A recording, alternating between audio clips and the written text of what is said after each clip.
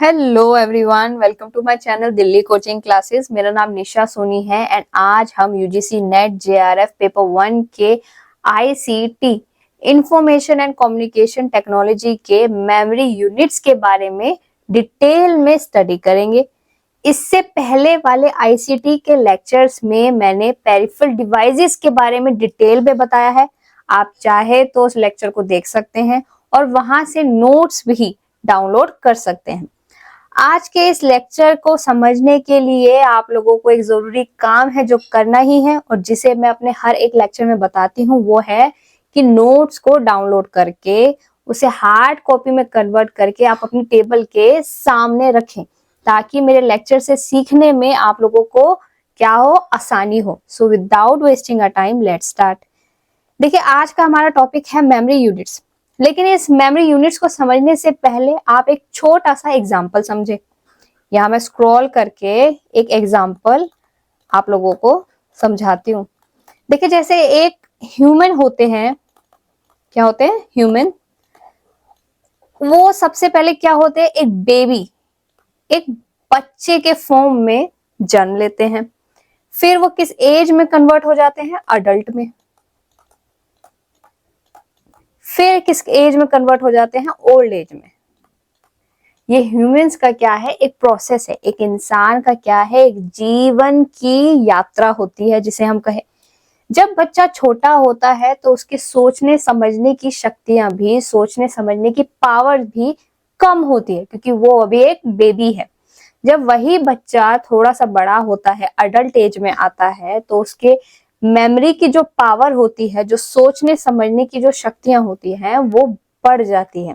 लेकिन जब वही बच्चा ओल्ड एज में आता है तो उसकी सोचने की शक्तियां और भी ज्यादा बड़ी हो जाती है। सो ये ह्यूमन के ब्रेन का मेमोरी का क्या होता है, पावर होता है, जिससे कि वो एज बाय एज, एक साथ नहीं, एज बाय एज वो धीरे धीरे अपने इस मेमोरी की पावर को एक्सपेंड करता है।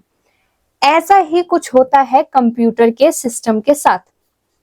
ये है कंप्यूटर जो कि किसी ने बनाया है, ह्यूमंस ने ही बनाया है। अब कंप्यूटर में जब पहले के कुछ कंप्यूटर्स आए थे पुराने टाइम के, तो उनके सोचने समझने की शक्तियां थोड़ी सी कम थी।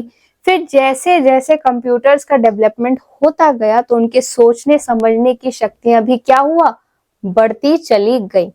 लेकिन आज भी उन छोटे मेमोरी वाले कंप्यूटर का या फिर बड़ी मेमोरी वाले कंप्यूटर्स का इस्तेमाल किया जाता है। हर कंप्यूटर की, हर एक डिवाइस की ताकत अलग अलग होती है। फॉर एग्जाम्पल, अगर आप ये माइक्रोफोन देख रहे हैं या फिर एक पेन देख रहे हैं या फिर आप ये स्क्रीन देख रहे हैं, इन सबके काम क्या है, अलग अलग है। क्यों? क्योंकि इनमें मेमोरी, जो सोचने समझने की जो शक्तियां, जो पावर्स ह्यूमंस ने डाली है इनमें, तो इनके काम करने का जो कोडिंग जो डाली है, उनके काम करने का तरीका क्या है, एक ही है। ये अलग अलग चीजों को एक साथ नहीं मिला सकते। फॉर एग्जाम्पल, जैसे कि इस बच्चे को हम अडल्ट वाली या ओल्ड वाली नॉलेज हम नहीं दे सकते क्योंकि उसकी अपनी एक टाइम है, राइट। इसी तरह से कंप्यूटर में भी सारी मेमोरीज एक साथ नहीं आ सकती क्योंकि वो कंप्यूटर की उतनी कैपेसिटी नहीं है। फॉर एग्जाम्पल, अगर आपने कोई फोन लिया है और आपने मेमोरी कार्ड खरीदा है उसमें, तो उसमें जीबी अगर 128 है तो वो उतनी ही डाटा को स्टोर कर सकता है, उससे ज्यादा डाटा को स्टोर नहीं कर सकता क्योंकि उस मेमोरी कार्ड में या फिर पेन ड्राइव में उसमें इतनी ही क्या है, कैपेसिटी है। ठीक, तो इसलिए हर चीज कंप्यूटर में एक साथ नहीं आ सकती। अब इसको मैंने रियल ह्यूमन से कंपेयर करके आप लोगों को समझाने की कोशिश की है क्योंकि बच्चे कंफ्यूज होते हैं कि मैम ये तो डिजिटल डिवाइस है, इसमें हम सारी चीजें एक साथ क्यों नहीं ले सकते, क्योंकि वो तो आसान होता है, पर ऐसा पॉसिबल नहीं है। तो अब हम इस एक चार्ट को जो यहाँ मैंने मेंशन किया है, इसको स्टडी करेंगे। अब आप एग्जाम्पल नंबर 2 समझे। जिस तरह से क्लास 5th में आने के लिए आपको क्लास 4th तक जाना ही पड़ता है, क्लास 1, क्लास 2, क्लास 3, क्लास 4, इन 4 क्लासेस को पार करना ही पड़ता है। किस क्लास में आने के लिए? 5th स्टैंडर्ड में आने के लिए। इसी तरह से जब हम अपने मोबाइल के कहते हैं ना कि जीबी, हमारे मोबाइल की जीबी इतनी है, हमारे मोबाइल में स्पेस इतना है, उस जीबी में आने के लिए इन सभी जो नाम यहाँ पे मैंने लिखे हैं ना, जिसको शायद आप लोगों ने आज से पहले ना सुने हो, इन सभी से गुजरना ही पड़ता है। केबी से गुजरना पड़ेगा, एमबी से गुजरना पड़ेगा, तब जाके वो क्या बनेगा? 1 GB। आप लोगों को समझ आया या नहीं मुझे कमेंट में जरूर बताएं।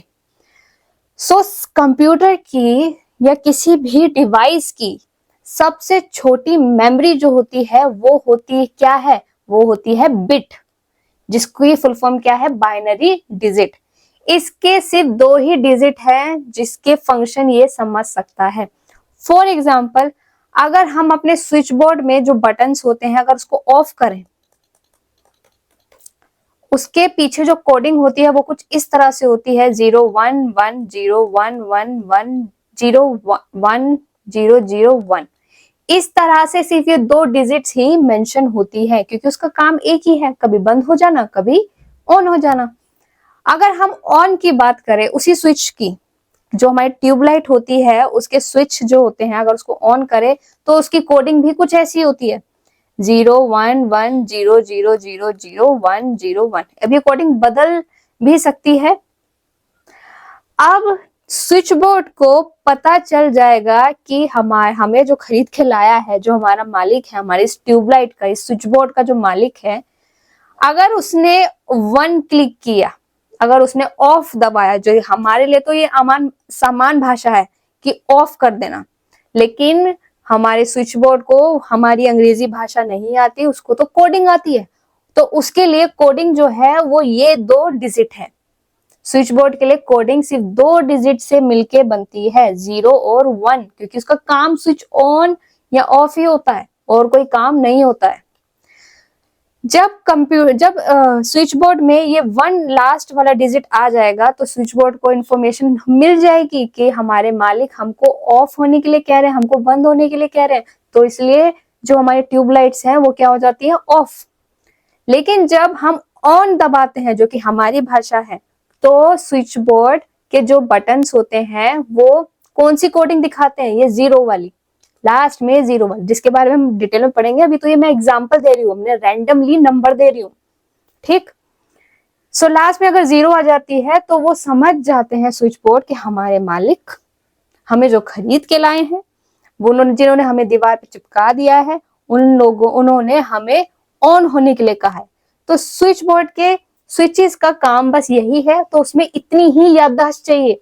अब स्विच बोर्ड में तुम मेमोरी भर के क्या करोगे बताओ? स्विच बोर्ड में क्या प्लग लगा के गाने सुनोगे कि नहीं खड़े खड़े गाने सुनूंगा, मैं तो खड़े खड़े टीवी देखूंगा? अरे नहीं, अब जब उसका काम ही ऑन या ऑफ होना है तो आप उसमें और मेमोरी भर के क्या करोगे? तो सबसे स्मॉलेस्ट मेमोरी यूनिट कौन सी होती है? 0 एंड 1, जिसको हम क्या कहते हैं? बाइनरी। अब मैंने आपसे पहले भी कहा कि 5th स्टैंडर्ड में आने के लिए या 6th स्टैंडर्ड में आने के लिए 5 क्लासेस से आपको गुजरना ही पड़ेगा। आप एकदम से पैदा होके एकदम से 10वीं के पेपर नहीं दे सकते। आप लोगों को अपनी याददाश्त के हिसाब से एक एक क्लास को पार करना ही पड़ेगा। इसीलिए जब हम बहुत सारे कितने 4 बिट को मिला देते हैं तब जाके बनता है एक निब्बल। क्या बनता है? एक निब्बल। ये नाम आप लोग रट लो।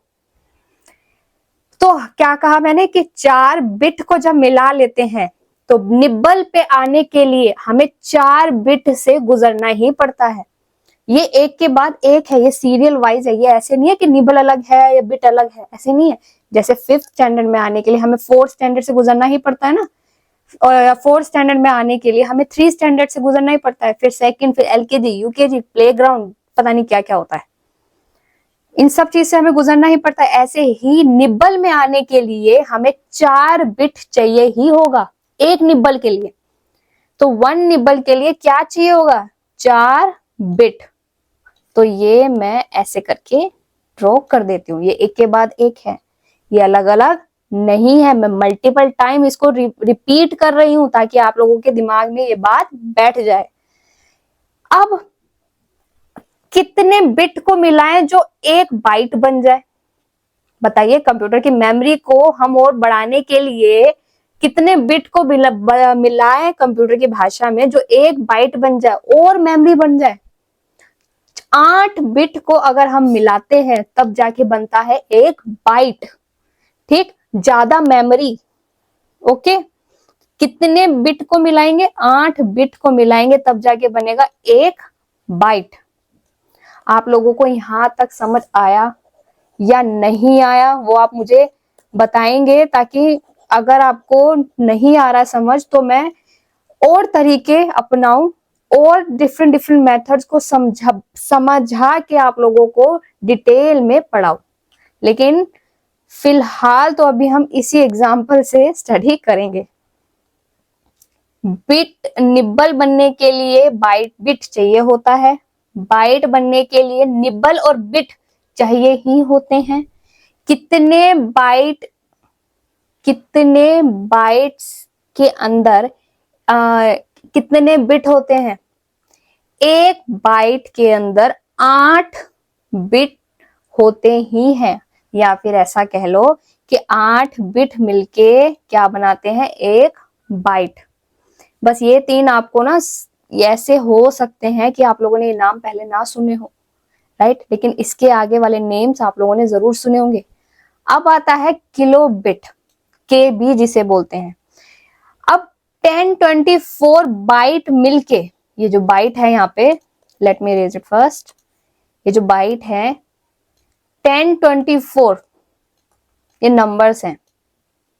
1024 बाइट मिलके क्या बनाते हैं? एक केबी बनाते हैं। क्या बनाते हैं? एक केबी, जिसे हम फुल फॉर्म क्या कहते हैं? किलोबाइट। यहाँ मैंने क्या लिखा हुआ है? 1024 बाइट मिलके, ये जो बाइट है, पहले वो एक एक बना रहे थे, ठीक, अब 1024 नंबर्स में बता रही हूँ, बाइट मिलके क्या बनाते हैं? एक केबी बनाते हैं, एक मेमोरी यूनिट बनाते हैं। ये रहे एरोस। अब कितने केबी मिलते हैं जो कि एक एमबी बनाते हैं?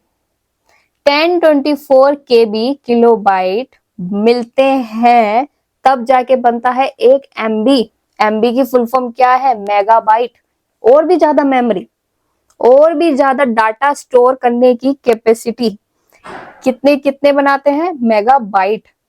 अब कितने मेगाबाइट बनते हैं जो कि क्या बनाए? एक जीबी बनाए। ये रहा, जस्ट अ सेकेंड। अब कितने मेगाबाइट बनते हैं जो कि क्या बनाए? एक जीबी बनाए।